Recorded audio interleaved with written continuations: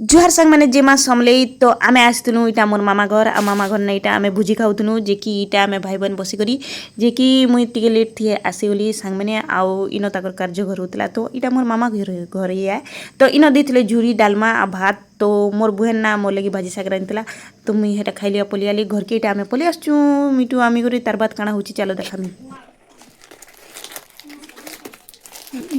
केते सरी के बरे तो लगी चल बो चल ये बाबा उल्टिया मारछी ये बात कुछ तो हमारे मुंह से लाल निकल आ रहा है भाई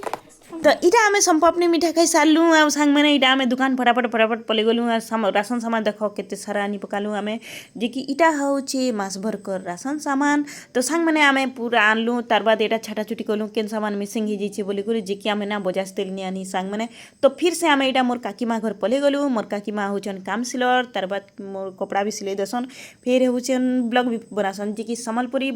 परिवार ब्लॉग तो आमे इन ताकर घर कथा लागलो तार बाद इन मोर वीडियो देखुथिलु।